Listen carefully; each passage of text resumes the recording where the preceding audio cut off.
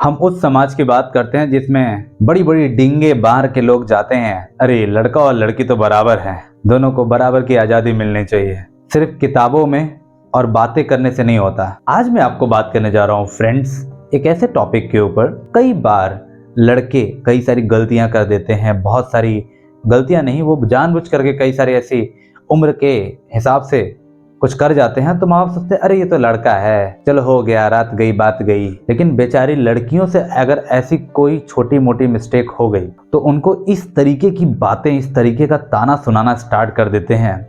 अरे खानदान का नाम डुबा दिया, मर गई होती तो अच्छा होता, नाक कटवा दिया, समाज में हम मुंह दिखाने लायक नहीं बचे। मैं आपको बताऊं, जब आप इस तरीके से बोलते हो किसी बच्ची को या किस तरीके से बातें करते हो जब आप ना, तो आप जरा सोचो, जो माता पिता या भाई इस तरीके की बातें करते हैं या समाज के लोग या रिश्तेदार इस तरीके की बातें करते हैं, मुझे एक बात समझ में नहीं आती। अगर आपने इस तरीके से अपने बच्चों को बोला कि यार मर क्यों नहीं जाते, हमारे कोख का नाम कलंकित कर दिया, मुझे समझ नहीं आता कि आप किसके कोख से पैदा हुए थे। हर माता पिता और रिश्तेदार और भाइयों से मेरा सवाल है कि आप किसकी कोख से पैदा हुए थे।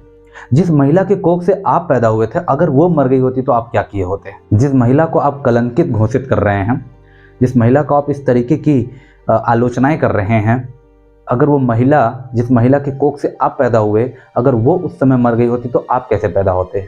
मेरा सवाल यहाँ है। तो समझदार बनिए, मैच्योर पुरुष बनिए। अंधभक्त लोग हमेशा जिंदगी में मुंह के बगल गिरते हैं। तो जो आदमी जितना ज़्यादा कर्म गलत करता है वो उतना आस्तिक होता चला जाता है, लेकिन जिनका कर्म सही होता है वो नास्तिक होते हुए भी आस्तिक कहलाते हैं। ये है एक्चुअली में कटुक सत्य। बाकी जबरदस्ती अंधेरा घना है और आप अंधेरे में मुंडी डाल के बैठे हुए हैं, उजाला करना ही नहीं चाहते, तो कुछ कह नहीं सकते। कहते हैं जो आदमी सो रहा है उसको उठाया जा सकता है, लेकिन जो सोने का ढोंग कर रहा है उसको कभी नहीं उठाया जा सकता।